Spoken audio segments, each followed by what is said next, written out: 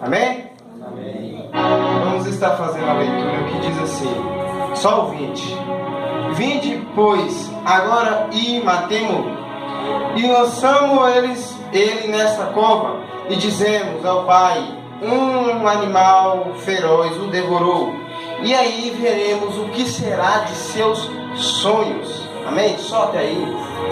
Irmãos, eu quero ser breve. Bem sabemos que a passagem que nós lemos fala sobre um jovem por nome de José, um jovem que é descrito como um jovem sonhador.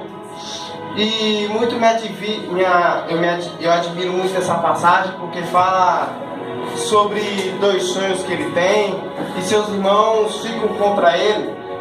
Mas eu acredito que foi algo para nós podermos entender que para Deus nada é impossível. Se nós pararmos um pouco para meditar, nós vamos ver que ele tem um sonho. E os 2 sonhos que ele tem são o mesmo tema, então ele teve um sonho só. Ele teve apenas um sonho. Teve 2 vezes por confirmação, mas era um sonho, era exatamente um, porque era o mesmo propósito. E a primeira vez que ele sonha, ele fala para os seus irmãos. E eu acredito que quando ele fala para os seus irmãos que ele tem um sonho, é provável que ele já esperava ser repreendido pelos irmãos, porque seus irmãos não gostavam dele, apesar de seu pai gostar dele porque era filho de sua velhice e gostava mais de José. Só que depois que ele fala isso para os seus irmãos, ao invés de seus irmãos repreender, o que ele não esperava é que seus irmãos iriam traduzir o que iria acontecer, só que em algo contrário. Falavam da cadeira do pai, só que a cadeira que Deus falava no sonho era do Egito. Depois ele conta de novo o sonho, dessa vez a sua mãe e seu pai dão presente.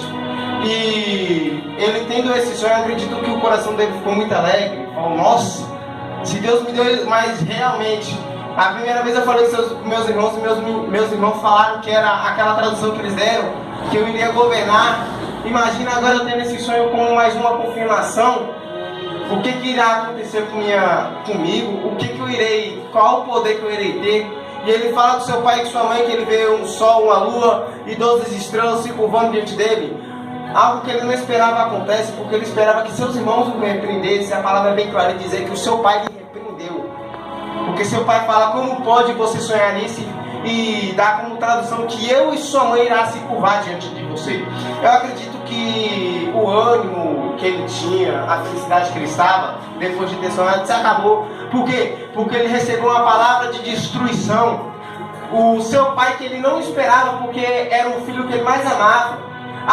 Alguém que tanto nos ama, nos repreender, é algo surpreendente, algo que a gente não espera. E o pacto que a gente leva no coração é profundo. Eu imagino agora ele desistindo, porque se o seu pai era aquele que mais amava, o está repreendendo, deixando ele como esquecido. Imagina agora ele pensando, se o meu pai que me amava me esqueceu, outros não irão me esquecer.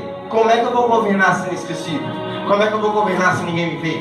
Como é que eu vou ser rei? Como é que eu vou governar se ninguém me enxerga? Quer saber de uma? Eu vou desistir disso. Eu imagino que ele ficou realmente frustrado.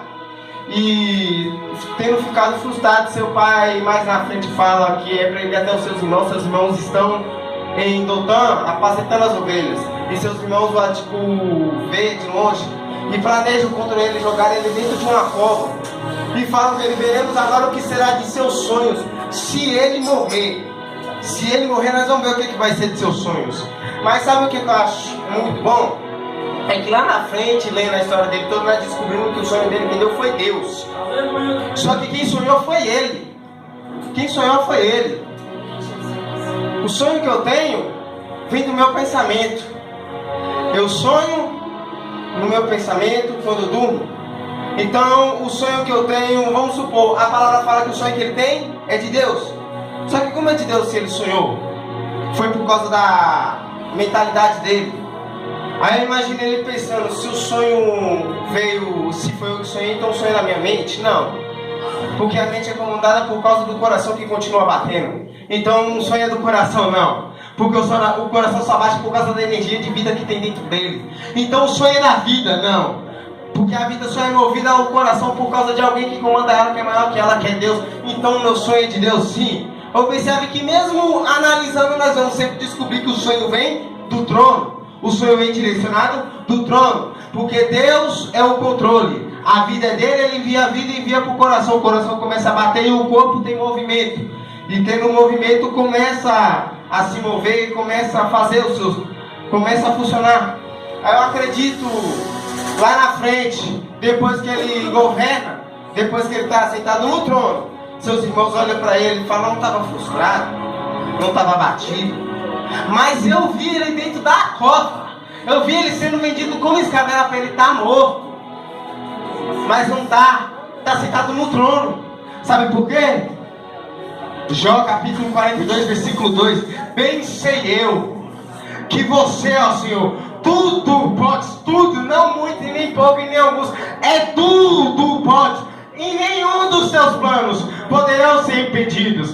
Podem frustrar o sonhador, mas o sonho que Deus deu para ele, o projeto e os planos não serão impedidos, porque foi algo projetado do trono. E os planos de Deus ninguém vai impedir de acontecer. Passe certo. Meu Deus.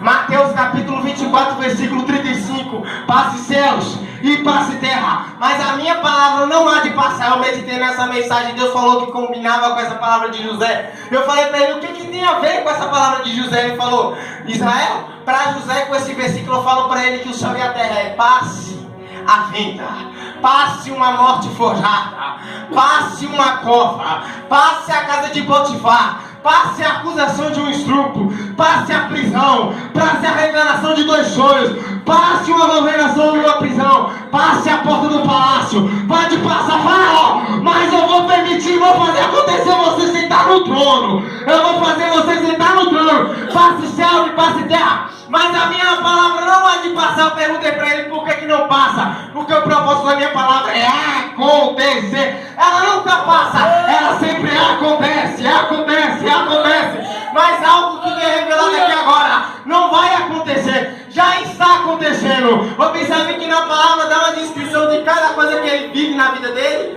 Depois que ele é atingido com essa palavra, tudo é a porta para o trono. Observe que depois que ele sonha, os irmãos ficam contra ele, e ficando contra ele dá a acusação de querer matar ele. Matando ele dá uma morte forjada, fazendo com que ele fique desaparecido. Sendo ele desaparecido, ele é vendido. Sendo vendido, ele entra no Egito. Entrando no Egito como escravo, ele é apresentado a Potifar.